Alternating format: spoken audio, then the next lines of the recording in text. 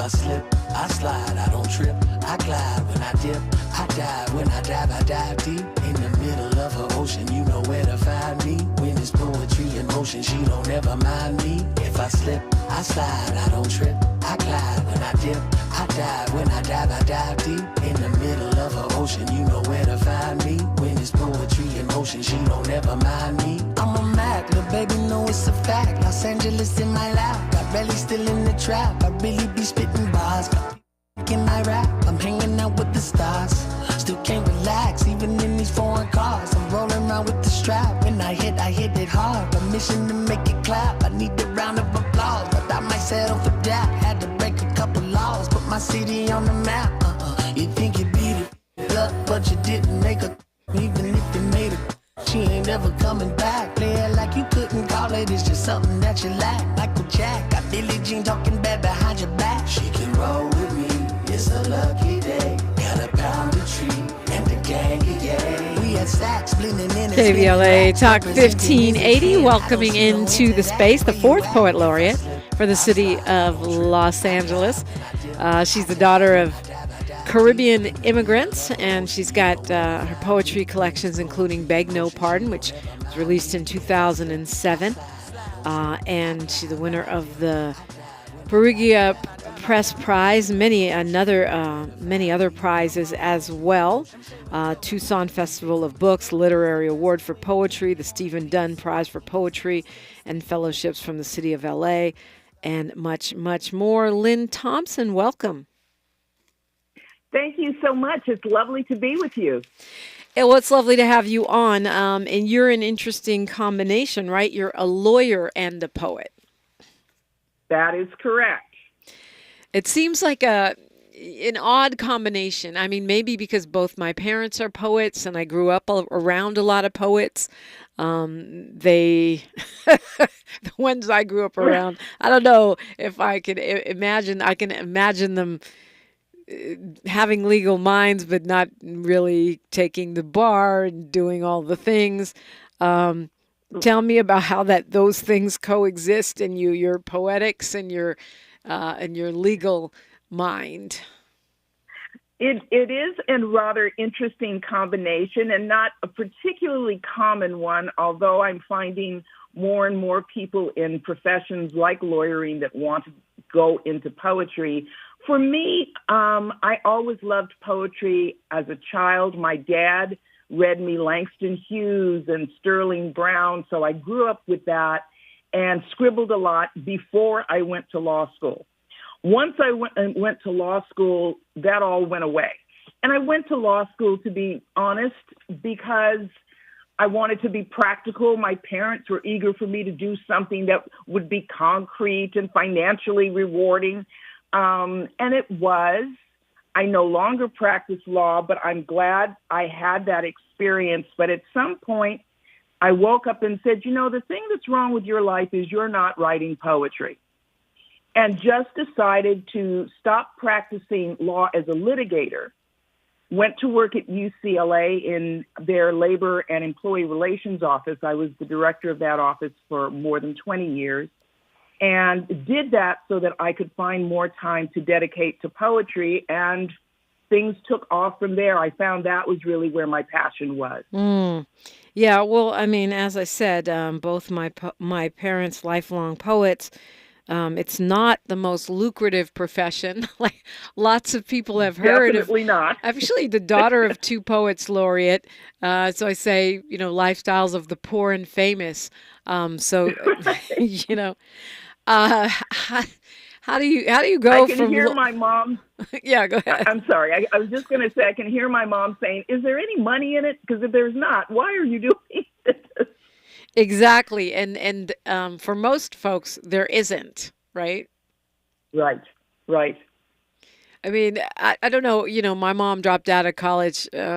My dad dropped out of college, got kicked out of the Air Force, and then they go and they do poetry. And so, how do you? I mean, you that's what you do. Obviously, you're published. You represent the city of Los Angeles. How do you keep the lights on, Lynne Thompson? Well, as I said, I was never interested in being a poor poet. And so when my family and friends were a little concerned that I was doing this, I said, listen, I've got a great job at UCLA. I have great benefits in that job. I'll have a retirement plan in that job. So I was aware of the need to be practical at the same time I was following my passion. So that was how I was really able to do it.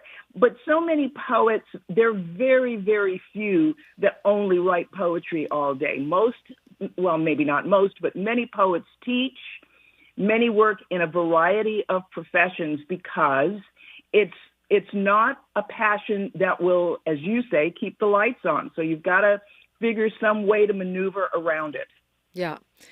But obviously something that you're very dedicated to, or you would not have left, a career that is very, very reliable, being an attorney and pivoting to poet. And, obviously a life of dedication to that. What is it about the art of poetry that moves you, that, that takes you over? It's truly a love of language on the one hand, the way it can be playful, the way it can be serious, the way you can be a storyteller, the way you can shine a light on the issues of the day. And I always wanted to make something, be a maker of something. I wasn't a visual artist. I wasn't a photographer. My mom was a fabulous seamstress. I was a so-so seamstress. So this was an area where I could really harness my particular skill set and facility with language. So I have just found that even though people will often say nobody reads poetry, one of my brothers asked me once, don't you have a novel in you? And I said, yeah, I don't think so. I don't think so. I think it's the 40 lines, you're in, you're out, you're done. And that succinct language. And I always say, people may not read poetry every day like I do, but if someone dies, someone gets married, someone has a baby, there's some tragic event like January 6th, like the murder of George Floyd, that's when they turn to the poets and say, help us figure out how to think about this. So I think poetry is more embedded in our society than we might think. Yeah, it'd be your own family talking about, do you have a novel in you? Yeah, I know. That is hilarious. I think someone can say no one reads poetry anymore, but there's poetry everywhere. There's poetry it's everywhere. In our music. There's poetry in our everyday lives. And poets sometimes are the only ones maybe it's because you all have less to lose that will actually speak truth to power, not just say they're speaking truth to power. Exactly. I mean, you have nailed it on the head. There many poet friends of mine will say we fight so hard because the stakes are so small. So, we're not. Somebody asked me when my first book came out. They said, "Are you going to quit your job?" I said, "Are you crazy?" I said, "Let me put it this way." If Toni Morrison writes a novel, she's going to get 100,000 books printed right off the top, if not more. Poets are thrilled if we get 1,000 print run. So yeah, it's not something you do because you think you're going to be, on your show. So I'm very honored to be here. So yeah, but it's a challenge. I mean, as a Black woman in this space, we do have this long and pretty impressive history of being, griots and poets and storytellers. We have, as much as it's not recognized, beyond the Toni Morrisons of the world and the Maya Angelou's, we do have a long tradition of poetry and poetics. Yeah, talk to me about that. Absolutely. I mean, I stand on the shoulders. I remember when it first dawned on me that maybe writing poetry was a real thing. I was going to Scripps College out in Claremont, and Jane Cortez came to the campus. And I had never actually in the flesh seen a young Black woman poet. And she just blew me away. And I always credit her. Shortly after that, Wanda Coleman, much beloved in the city of Los Angeles and beyond, with really shining a light on possibility. And it's the reason so many of us say over and over, you need to see yourself as a young person to understand, okay, I can go into outer space, or I can be a doctor, or I can be a politician, whatever the case may be, when you see it embodied. So that tradition, those are just two of the poets. I mean, obviously Gwendolyn Brooks, so many people that came before that I am acutely aware of standing on their shoulders. What school or style would you consider yourself to be in? I consider myself, as you said, primarily a storyteller who's chosen this genre to tell my story. Some people use film, some are novels, some do it in dance. I use poetry to tell stories, particularly about my family and their roots in the Caribbean. But I also am very interested in stretching beyond that one little pigeonhole of, she's a narrative poet. I'm trying to do things that are a little bit more experimental, at least for me. So I'm trying to explore poetry in all its iterations and styles. Yeah. Want to, talk to you about a number of things, including what the heck does a poet laureate do? I don't know that either of my parents ever answered that question for me, even though I observed them. We are talking with Lynne Thompson, who was the 4th poet laureate. You would think LA, you would be like the 500th poet laureate, but nope, the 4th poet laureate of the city of Los Angeles when we come forward on KBLA Talk 1580. A safe place to go loud. A great place for progressive politics. KBLA Talk 1580. KBLA Talk 1580 is the fastest growing talk radio station in Southern California. Home to 50,000 watts and an audience reach of 12 million listeners. KBLA Talk 1580 is a pioneer for Black audio content, including our groundbreaking $2 million climate justice campaign and the most loyal, influential audience. According to an independent research study by the polling firm Aviterus, for the 2nd consecutive year, KBLA Talk 1580 is the most trustworthy, reliable, and credible news source for Black audiences and beyond in Southern California. Let KBLA Talk 1580 power your advertising dollars. Our omni-channel custom marketing solutions are specifically tailored to connect with your ideal target audience. We leverage audio, podcasts, streaming, digital, social media, and local activations to get your message out to the Black community. Get in touch with our advertising team today at advertising@KBLA1580.com. That's advertising@KBLA1580.com. KBLA 1580. We've got your Black. Are you wet shaving?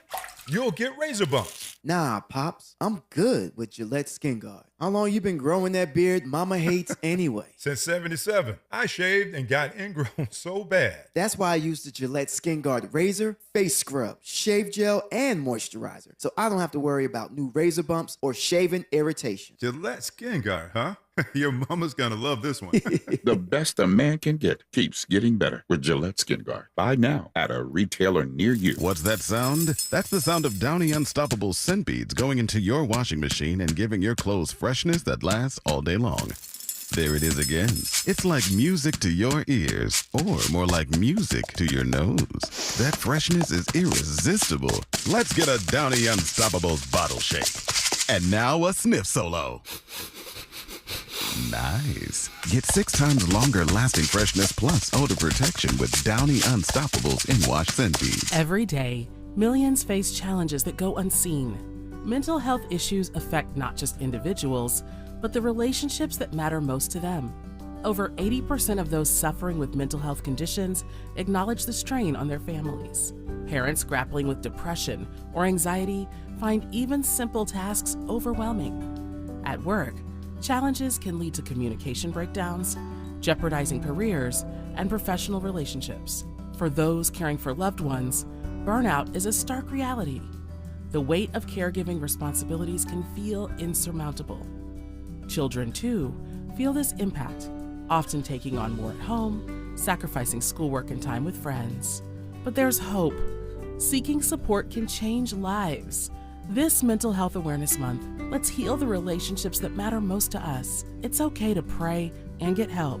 Visit normalizehelp.org for more information and resources. Thanks for waking up with Dominique DiPrima on KBLA Talk 1580. We are talking with Lynne Thompson. She was the 2021 Poet Laureate, the fourth Poet Laureate for the city of Los Angeles, and she is obviously the author of several books, Fretwork 2019, Start with a Small Guitar 2013, and others.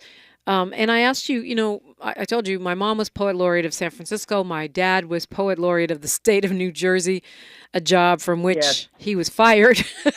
Actually, they couldn't fire him, so they decided to eliminate the post. There is no longer a Poet Laureate for New Jersey. That went away because that was the only way they could get rid of my dad. But right. What do you all actually do other than aggravate governors, which is what I saw my dad took the role to be? It's part of our legacy is to aggravate and agitate where we can. But certainly in my role, when I took it on, was very interesting. I was Poet Laureate for 2021 and 2022, when of course we were in the height of the pandemic. So although usually a poet laureate would go out into the community and meet with as many people as possible, nobody was going anywhere. So as a result, I had lots of events and readings for schools online. Thank God for Zoom.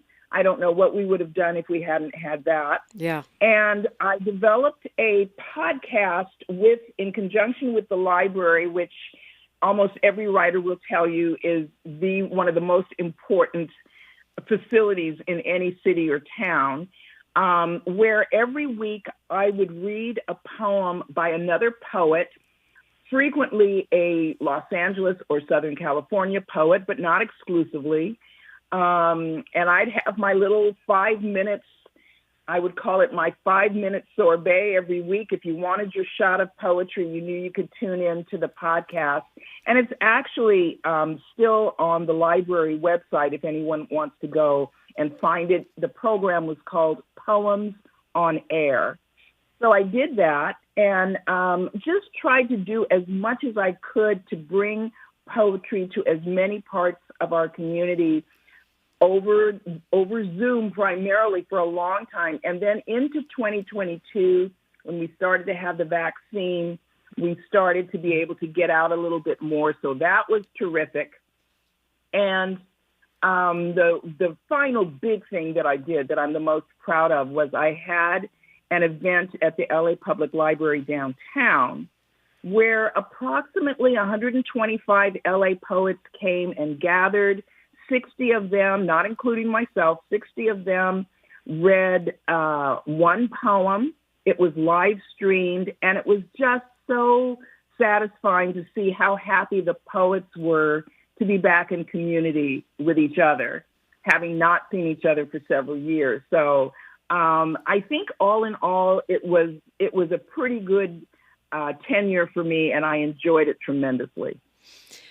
Yeah, I feel like poets, and this is my personal observation as the child of them, have this sort of, I don't want to call it a secret society, but almost like a fraternity, sorority of scribes, where y'all not just, we're going to share like phrases and words, but like where you really get each other's back. I know, during the 67 Newark uprising, when the police beat my dad within an inch of his life and no one knew where he was, it was poets from around the world that stepped up, poets from other countries, white poets from here, Latino, Jewish, Italian, that said, hey, where's Amiri Baraka or Leroy Jones at the time? And then that's when suddenly the police produced him, and suddenly we found out where he was. I'm reading right now that there's a missing poet in Pakistan, and the family is blaming the government. The guy's been missing for a week. His name is Ahmad Farhad, and he's missing, and it reminds me of the story of my dad. I don't know the particulars. They're blaming the Inter-Services Intelligence because he was criticizing authorities. But speak to me about the role of poets in this kind of network, whether it's a network of rebellion or a network of expression that y'all have. Yes, I think this is correct, and if it's not, someone will correct me online, I'm sure. But I think it was Plato or maybe Aristotle, someone way back in history, who said when they're going to kill the poets first, because as you said, the poets like to speak truth to power, and particularly where we see ourselves imperiled, as was the case with your dad, as with so many poets throughout history, we rally to support them and to raise all kinds of havoc and problems for those who would imprison and silence us. But even beyond that, for example, at this event that I talked about at the library, the poets were very adamant about wanting to support Ukraine and the people of Ukraine in this horrible war with Russia. So I think that poets are often at the forefront, or at least side by side in solidarity, wherever we perceive that innocent people are being either slaughtered, jailed, imprisoned, whatever. That's, I think, when we are at our finest and do join with one another to stand up in solidarity where we see oppression or anything that really is detrimental to the lives of everyday people. When you see the direction our country is going in right now, we're, looking at book bannings, and some of these red states are now putting in place laws where librarians can be jailed for recommending the wrong book or putting the wrong book up on the shelf. It feels very, not just anti-intellectual, but anti-artistic. How does that impact, the poetry deal, as my mom would say? That's the name of one of her books. Yeah, I think that all creative people, dancers, filmmakers, documentarians, writers of all stripes are acutely aware that silencing us as artists is central to a government that wants to suppress voices, because they know that the artists are interested in exposing truths as they see them, and your truth may be different than mine, but we support each other's right to give voice to that. So it is an issue of concern. I was at one of our regional libraries yesterday interviewing Hector Tobar about his new nonfiction work, Our Migrant Souls, and we were talking about the place of libraries and the importance of libraries and the ridiculous idea that banning books can be successful, because my thought is, I don't know about anybody else, but when I was a teenager, the first book I wanted to read was the one that was banned. So of course, yeah. I never thought it made a lot of sense, because that drives, we can look at the sales of banned books have tripled because they're banned. And so people are anxious to get those books in their libraries, or go to the library and find the books. And librarians are standing up to this, and writers are supporting them in any way that they can in those efforts. And we just have to keep fighting that fight. Yeah, we just have a minute right here until news, traffic, and sports, talking with Lynne Thompson, Poet Laureate, two-time Poet Laureate of Los Angeles. What should we, the book-buying, book-reading public, be doing to support those librarians, poets, and authors? I think continue to use your libraries as much as possible. Take your children as soon as they can read, get them that library card. It is a challenge when you can get so much information over the internet and other sources, but the fact is, holding a book, I'm old-fashioned enough to say, holding a book in your hand or walking into a library and just seeing there's this world of information available to you as a citizen or even as a non-citizen, whatever your status is, you can walk into a library and be fed with what's on those shelves. So I encourage your listeners, find your local library, support it, ask them, what can I do to volunteer? How can I support you? They will value it and give it back to you in spades, so go for it. You're welcome into the conversation, 800-920-1580. We've got news, traffic, and sports, then more with Lynne Thompson on KBLA Talk 1580. She's reclaiming her time on KBLA Talk 1580. More First Things First with Dominique DiPrima when we come forward.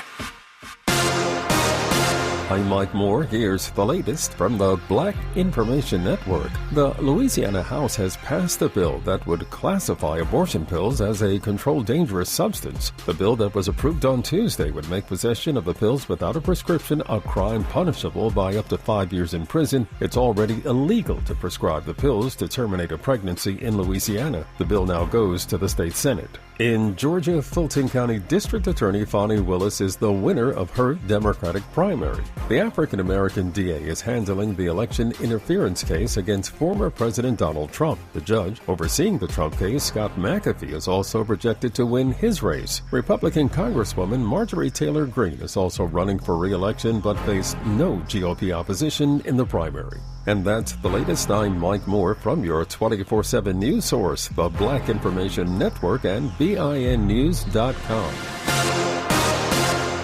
Every business faces challenges, but shipping shouldn't be one of them. Turn shipping to your advantage with USPS Ground Advantage from the United States Postal Service. Learn how at USPS.com/advantage. USPS Ground Advantage. Simple, affordable, reliable. This is the KBLA Sports Minute with Ray Richardson.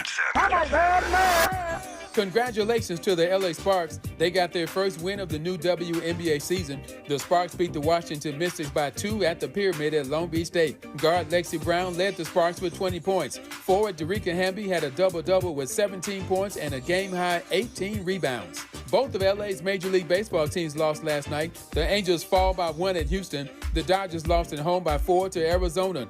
Mookie Betts was 0 for 3 on his bobblehead night. Interesting times for Rams quarterback Matthew Stafford. Stafford participated in the Rams' first day of organized team practice activities despite his demands for more guaranteed money or an extension. Stafford signed a 4-year deal worth $160 million in 2022, but his contract is not guaranteed after the 2024 season. Keep your radar up to see how Stafford handles this situation. No debates, no speculation, just the info you need. That's your KBLA Sports Minute. I'm Ray Richardson on KBLA Talk 1580. Salutations, kinfolk and family. It's Slink Johnson. Los Angeles is known for some of the greatest tacos in the world, but none better than the Original Taco Pete. Visit them online at originaltacopete.com or check them out at 3272 Slauson Avenue near the corner of Slauson and Crenshaw, or 2251 Rosecrans Avenue, where you can always have Grubhub, DoorDash, or Uber Eats delivered. Original Taco Pete, home of the Black Taco. Black owned for over 35 years and 4 generations. Fight climate change. This Earth Day, April 22nd, go Metro and ride for free. You'll make a difference. Metro buses run on clean energy, making every day Earth Day. Together, we can clear the air and connect our communities. Start your journey at metro.net.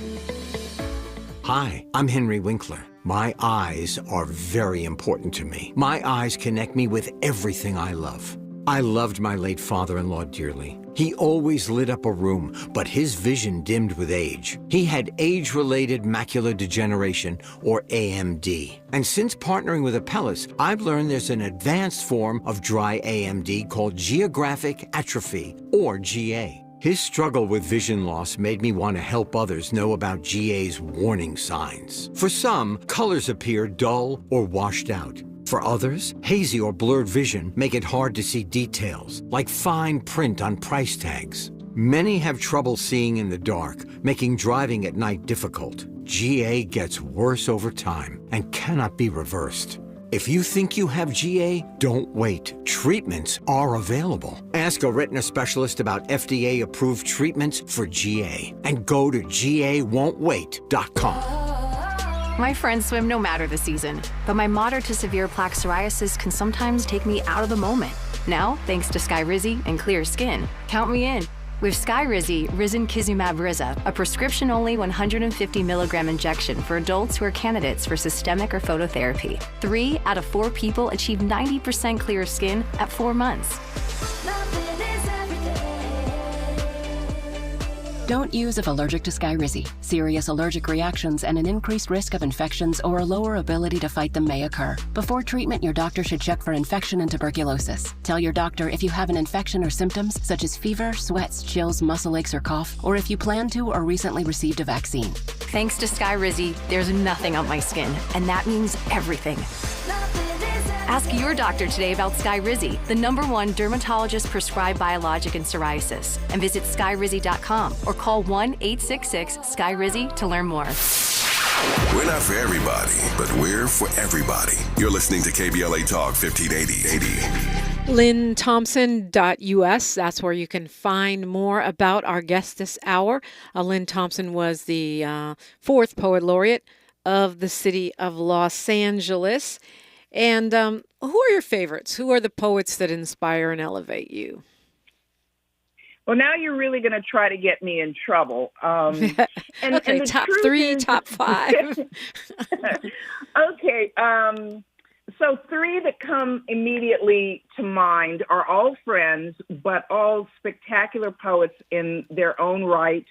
Patricia Smith, who I have to admit is one of my closest friends, but she is an amazing poet, prize-winning poet. The poet Yusef Komunyakaa, who teaches at NYU, I believe, Pulitzer Prize-winning poet.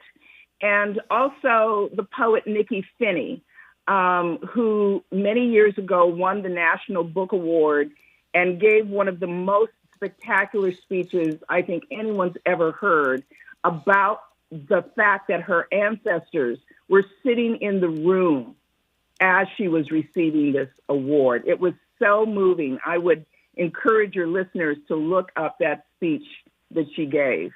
So those are 3 that come to mind off the top of my head, but there are just so many that it's hard to answer that question. And speaking of ancestors, what about the ancients or the far off poets? Who do you like?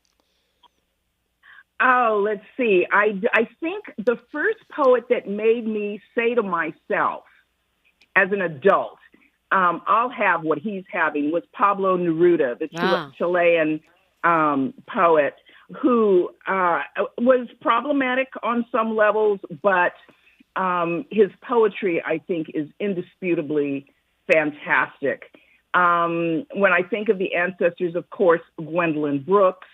And a more recent ancestor comes to mind as you're asking me, Lucille Clifton, who was just, not only was her poetry usually quite succinct and pointed, but she was just a down-to-earth woman who just took everybody into her fold and made you feel like you were a daughter of hers or a son of hers.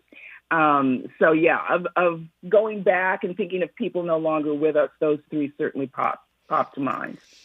Talk to me about poetry and politics. My father once told me that all art is political.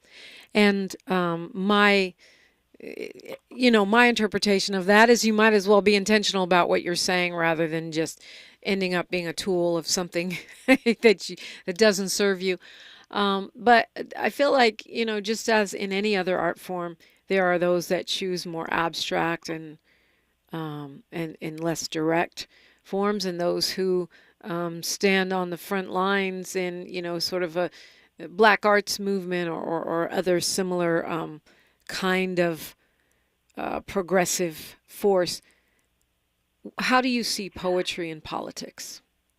Yeah, I would agree that whether you intend it to be or not, that all poetry is in some form or another political, because you're taking on, even if, let's say, you're taking on the love of your dog, you're taking a stand about an issue that the polis, the population, has positive or negative feelings about it.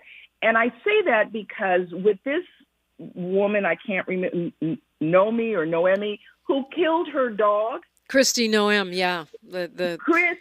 Yes. The possible vice amazing. Presidential choice for Trump, yeah. Oh, my God. But what has been amazing about that, and my friend Patricia that I alluded to earlier and I were just talking about, of all of the issues that you would think of that would unite the country regardless of their political side of the aisle, this was the one. Her killing her dog and doubling down about it was the one thing that drove people pretty uniformly crazy. So I just use that as an example of, even when the poet, and I agree, are you intentional about it or you just kind of fall into it?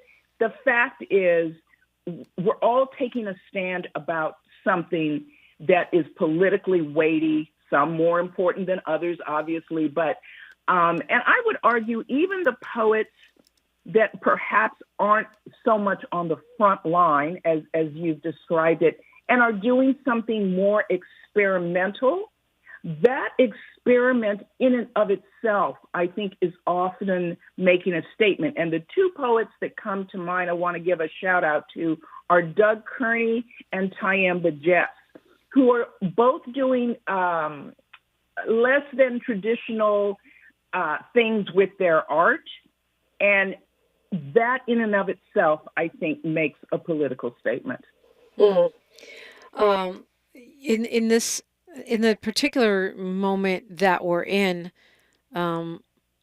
just my own life experience, I find that when we go through hard times, whether it might be recession, inflation, war, repression, we seem to be having all of those right now. Yes, all at once. It's almost like the arts become a refuge. How do you see the role of poetry in these times? I think it is as important as ever, because we are in such a polarized society. Women's rights to their own bodies are being stripped, literally and metaphorically. My latest collection, Blue on a Blue Pallett, speaks to the condition of women as survivors, but also as people who have to live through deep depression, sense of loss, both personal and more broadly.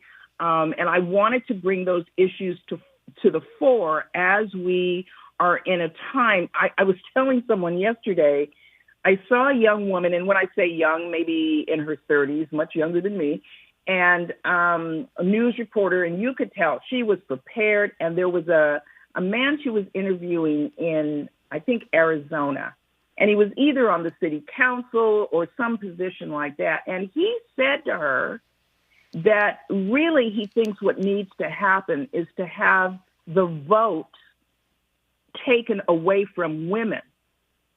And the look on her face, you could see she was prepared for just about anything but that, and asked him to repeat it. And he said, well, yes. He said, all of our problems began when women were given the vote. Now, if you don't think that every poet that heard that isn't trying to figure out, okay, I need to write about this, what do I want to say about it? So the issues of the day are such that I think all writers and many creatives in other fields are thinking we need to speak on this and take a stand and take a position, which isn't always easy, but it's almost impossible to ignore. So even for poets like myself that wouldn't have called myself a political poet 10 years ago is feeling like I'm compelled to respond to what I see happening, not only in this country, but across the world in terms of climate change and everything you can possibly think of. I got a couple questions here in the YouTube chat. They're both from Kwamel. What are your thoughts on the slam, he says? Does it seem to get positioned as the center of poetry or the top arena for exposure of us, the form of the poetry slam? Well, I have to say, it's not something that I'm expert in, but it is something that I want to remind people that would disagree. Poetry began as an oral art. We didn't always have pens and pencils and paper. People would recite poetry. So if you go back throughout history, even though they wouldn't have called it a slam, the slam is very much rooted in that history. So even though it may not be something that I feel particularly competent at, others are, and I think it's fantastic. Any way you can get into the language and appeal to a group, it's no different than some people like ballet and other people like jazz. So, I'm fine with it. I think it's an important component of what poets, whether they're page or stage, do. He also asked, do you see lanes opening for poets? It's such an interesting question. Places for poets to shine and make money. And if so, what are they? And how do we create more of these lanes and not just accept the fact that all poets have to be broke? Exactly. And I think that we are seeing more and more of that. It used to be you might see a poem referenced in a film, or a dance company might say, maybe I can have a poet read while the dancer is dancing. And I think we're seeing more of those opportunities and more of a recognition that the arts can be integrated in amazing ways. I think the artists have known that, but those that pay the money to the artists haven't always known that. So I think you have to look for opportunities and make your opportunities. If you have an idea, suggest that to your local theater or your school board or to your church or temple or whatever. I just think that people are always looking for new approaches, and we're really in a golden age of poetry right now. Maybe every poet says that when they're living, but I do think as they should. And so, yes, I think the opportunities are really there, and our young people are very engaged in some of this, and we need to listen to them. They're the future. When I'm resting in my ashes, poetry will still be here, and they'll be the ones that will be telling us what it is and how it works and why it's important. Lynne Thompson is our guest. I'm hoping that when we come forward, you might bless us with a small reading. Do you think we could make that happen? I'd be happy to. Okay, let's do that. That's next. Something to get your day off to a powerful start with Los Angeles 4th Poet Laureate, Lynne Thompson. It is KBLA Talk 1580. Our First Things First with Dominique DiPrima when we come forward. We asked seniors how to prevent Medicare scams. My best advice, if you get a phone call, do not talk to the person. These people are well-trained. Don't talk to them. They don't know me. They're just trying to scam me. Don't be fooled. Hang up. Just hang up. Never give out your Medicare number. They're going to get your number to put in a false claim. If I get a call from someone, I don't pick up the phone. And should I pick up the phone and they ask for information, then I hang up. How do you detect Medicare fraud? Just like I check my credit card statements, I check my Medicare statements monthly. Scammers can get a hold of your number, order medical devices through your account, and you're not even going to know about it if you don't look at your statement. Check your statement every month. If you get your statement and you see something that you know you did not have done, you report it. Call your Senior Medicare Patrol.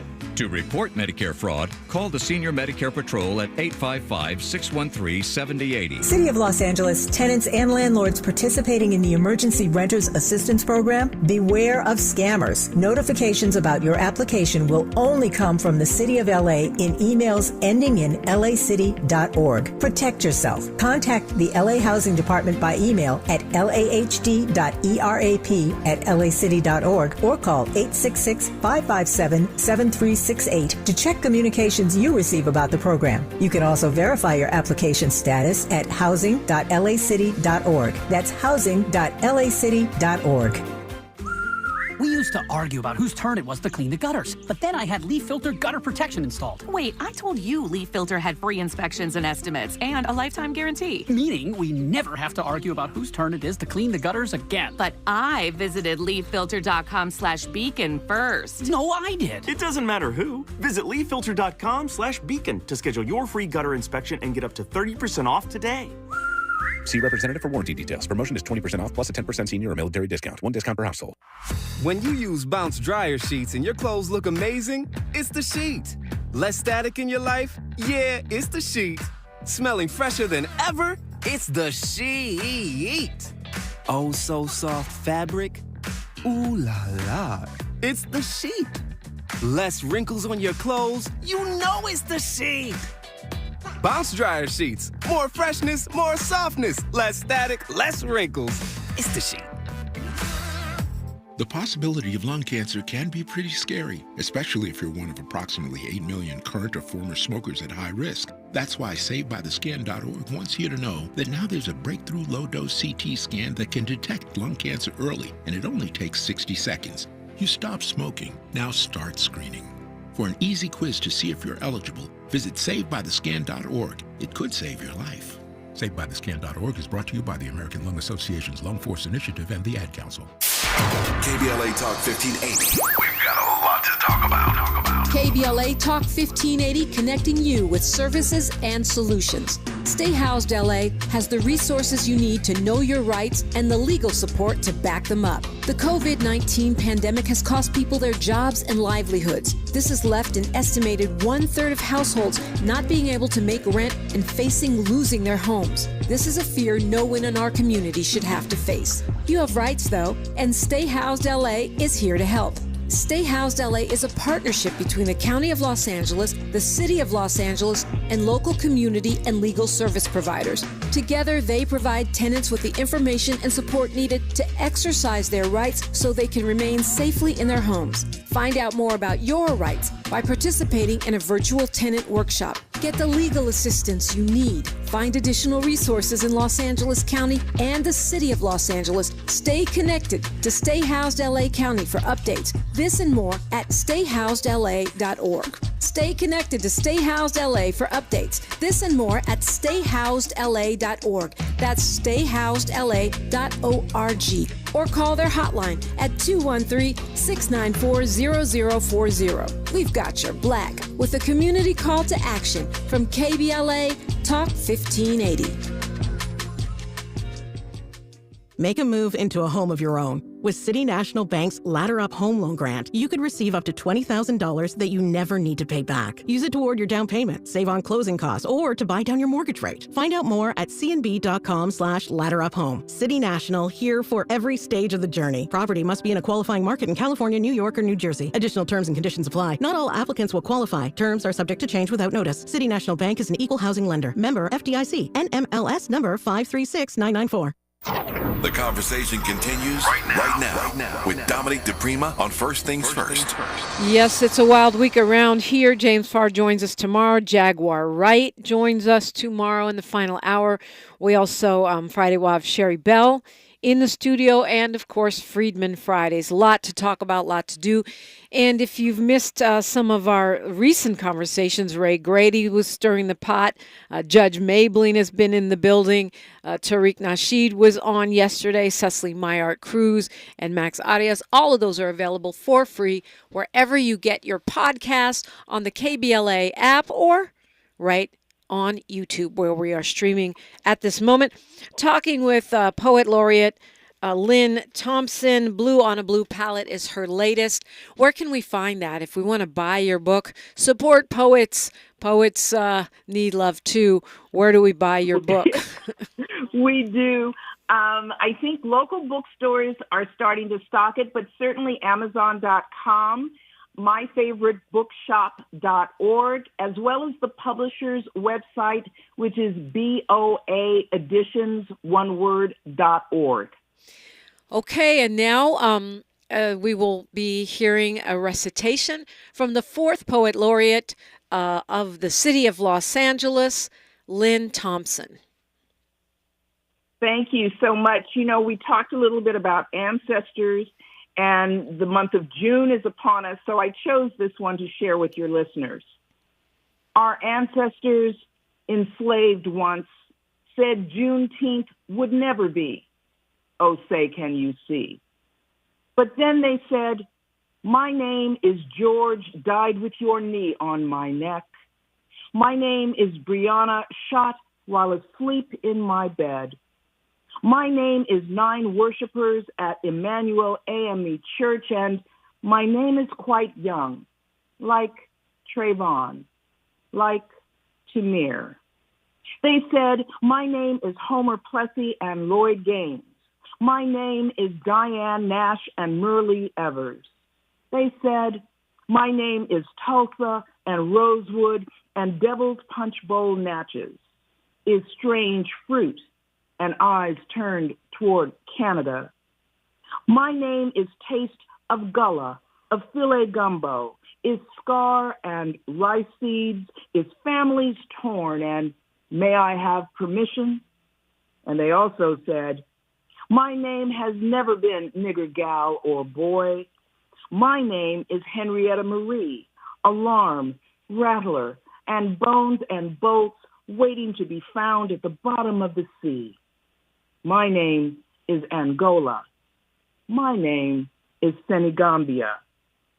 Then they said, in dawn's early light, we will celebrate and celebrate, however it is we choose to.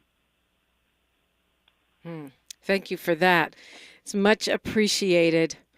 As we come toward the end of the show today, I think about my mom, the late Diane DiPrima, and she said the war that matters is the war of the imagination, right? And yes. the moment that we're in of artificial intelligence and this sort of saturation of media and information, social media. I'm not a hater of social media, but I wonder about how all of these things impact our imagination, our free thought, our ability to envision what we want and to create. And I wonder what your prescription is for that. Well, if I had a prescription, I would indeed be a very wealthy poet. But as you were reciting that, I was thinking, are you going to use your powers for good or evil? And so I don't think that social media or AI, for example, are bad things in and of themselves. But to the extent that they keep individuals for thinking for themselves, for asking questions, for being open to the possibility that what they think is wrong, to the extent those things negatively impact that, I think that's a problem. But it doesn't have to be if you claim your power, which, as we know in the African American community, we like to say, you got to claim your own power. So I don't have a solution. I just try to remember, Lynn, you have a brain, use it. Now, what is it that you do to keep your own pen flowing and your own imagination, sharp or open? I recommend to, when I do workshops with students, they read everything, particularly the things outside of their comfort zone. I'm not a great scientist, so I'm always interested in trying to read an article, to the extent I can understand it, about a butterfly or about what's happening with the climate. I read everything, the back of cereal boxes, billboards, all of that is grist for the mill. I read probably 95% poetry, but I also read novels when I get a chance, nonfiction, magazines. So all of that is firing up my imagination, particularly those things that I'm not overly familiar with. Yeah. Also, as it turns out, those things are great for your memory and your agility, your mental agility. Lynne Thompson, thank you so much for joining us. In your final minute, what would you like to tell us today? What do you want to leave us with? I wanted to thank you in particular. It's a natural for you, of course, given your parents, that you would give a spotlight to poetry, but also to KBLA for saying there is a spot for this. There is a place where poetry is important in our public discourse. So thank you so much for having me on. Well, thanks for coming on. LynneThompson.us is where you can find out more. And I appreciate the conversation with you this morning. The thing I forgot to say, which I'll say quickly, that there's a call out for Marilyn Mosby for us to stand up. There's a petition. She's facing 40 years for spending her own money to buy some real estate. And it's time that we stand with someone who's taken the ultimate risk to stand with us.